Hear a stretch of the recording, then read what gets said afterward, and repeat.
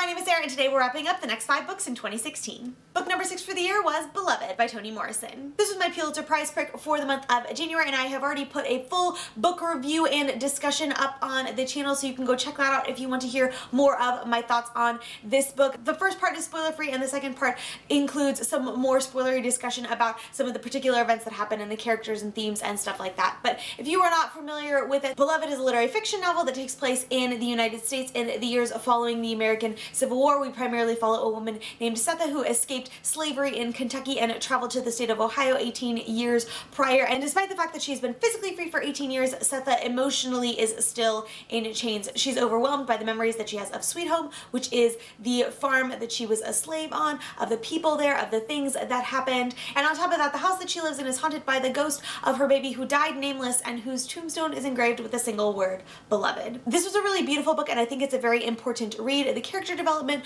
was excellent and the story as a whole was really fascinating to discover, but it is very dense. There are a lot of different narrative threads, particularly at the beginning, that can make it a little bit hard to follow, and because of the subject matter and the rather vivid descriptions of what slavery was like in the United States and things like that, it is a rather difficult read to get through, very emotional, almost to the point of being emotionally exhausting. I did very much enjoy it, however, and I wound up giving it 4 out of 5 stars. Beloved was also my TBR jar pick for the month of January, which was a banned book. Book number 7 was The Ocean at the End of the Lane by Neil Gaiman. So this was my first Neil Gaiman book and I very much enjoyed it. It is a magical realism story about a middle-aged man from Sussex, England who one day returns home for a funeral. Following the funeral, he is drawn to the farm at the end of the lane where he once met a girl named Letty Hemstock. 40 years prior, a man committed suicide, which sparked a whole array of events, and though the darkness that was unleashed is unimaginable for a small boy, Letty promised to protect him no matter what. So like I said, my first Gaiman and I really enjoyed the story. I wound up giving it a 4 out of 5 stars. I really loved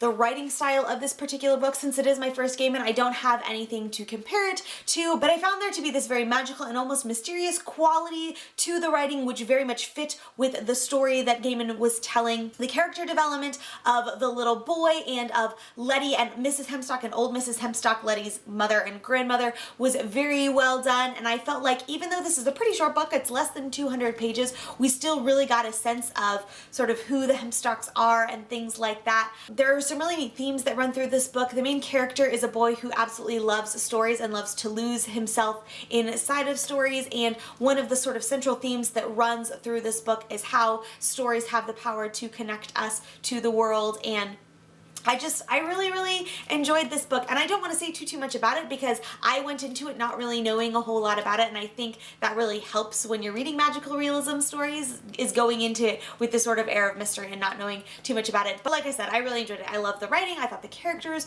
were really well done, and it was just a really enjoyable read. So if you have not read this Gaiman one, I would definitely check it out. Book number 8 was A Grief Observed by C.S. Lewis. So this is a super tiny book. It's like 70 pages total, and this was written originally under a different pen name, but Lewis wrote it after the passing of his wife, and it is effectively like his journals and his processing of grieving and losing his wife, and he wrestles with his faith and questions of why God does the things that he does and why he allows people to suffer and to die and all sorts of things, and he even questions the validity of his faith and if God is actually this loving God or if he's this like cosmic dictator up in the sky who's just making our lives miserable. This is one of the more accessible Lewis books that I have read. Like I've mentioned before, a lot of his books can be very dense and really difficult to follow, but I think just because of the nature of this topic and because this was so much more just his sort of processing and musings on life, it is a lot more accessible. And though I am not married and have not lost someone in the same way, I found a lot of the different things that he processed through his grief about faith and about our belief in various things to be very poignant and very interesting. I wound up giving it 5 out of 5 stars, and if you are a Lewis fan and have not checked this one out, I would definitely recommend it. Book number 9 was Anne of Windy Poplars by Ellen Montgomery. This is the 4th book in the Anne of Green Gables series, which if you've been following along for a few months, you know that I am currently in the middle of a reread of this series. This 4th book takes place during the 3 years between Anne and Gilbert's engagement and their marriage, and while Gilbert goes off to medical school, Anne goes off to become the principal of Summerside High School. During her time there, she deals with all sorts of various things, including having to win over the royal family of Summerside, and as per usual, gets into all kinds of adventures and scrapes along the way. way. A lot of this book is told through letters that Anne writes to Gilbert while he is away at medical school and she is at Summerside, interspersed with the third-person accounts of the various adventures that Anne has while she is the principal of the high school. Admittedly, because we don't have really any Anne and Gilbert interaction at all, this is one of my least favorite of the series, but I do still really love it. And one of the things that I really enjoy about this book is we say a lot of times when we finish reading a series that we just want to keep reading about those characters and about their lives.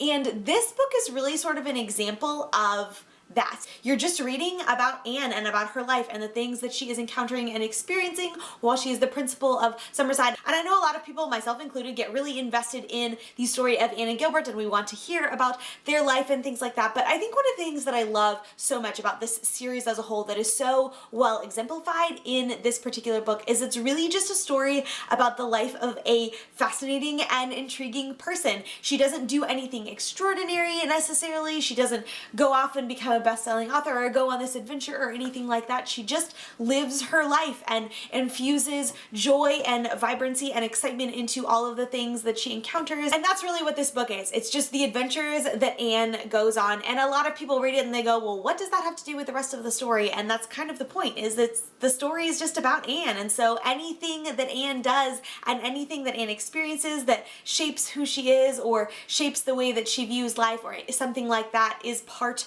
of the story. And even though, like I said, we get basically no Anne and Gilbert interaction, I do still really enjoy this one and I gave it 4 out of 5 stars. And book number 10 for the year was The Night Circus by Erin Morgenstern. So I picked this up as part of Mari from My Name is Mari Ness's reread project, where she is rereading specific books throughout the year and inviting us to join along with her. Emily from Emily Hornberg has raved about this book for months and months and months, and from what I had heard about it, I thought I would really enjoy it, and I am so glad that I picked it up.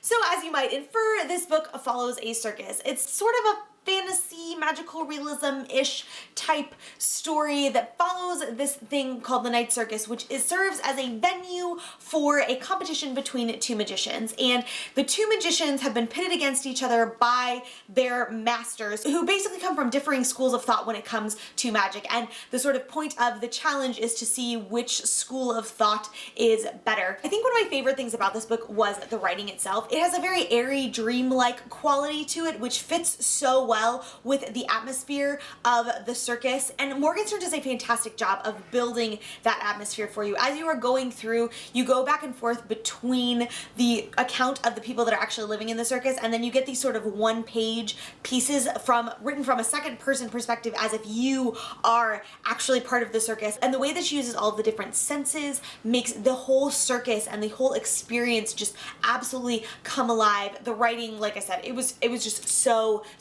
beautiful. I also really enjoy the characters. Celia and Marco are the 2 magicians that are pitted against each other, and it was really interesting to see how they grew as characters and how their relationship changes and develops once they realize who their opponent is and how that affects the different things that they do throughout the competition. Bailey is another character that we follow, and he's a young boy that goes to visit the circus, I believe for the first time about 5 or 6 years after the circus first opens, and it's really interesting to see how his story grows and develops as he becomes more and more interested and intrigued by this circus. And then the other character that was super fascinating is the circus itself. Because of the fact that the circus is the venue for this magic competition, it just takes on an entire life of its own and begins to have an effect on all of the other characters in the story and the events and the things that are happening. It was all just so well done. I really enjoyed so many things about it. I wasn't 100% satisfied with the ending. There are some things about it that I really liked, but there's just an element of it that I don't know what it was, but I wasn't expecting it to end that way, and I don't know that I totally love it yet, which is why I only gave it 4.5 instead of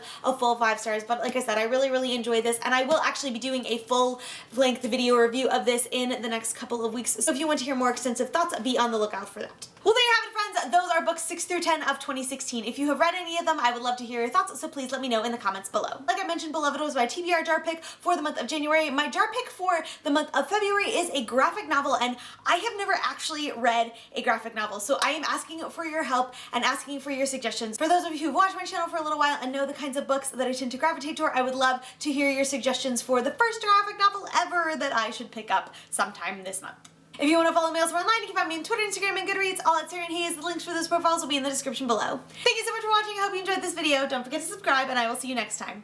Bye! A middle-aged man who lives in Sussex. That's hard to say. This was actually like I said, because this was so much more between this fourth book takes place between this fourth book. So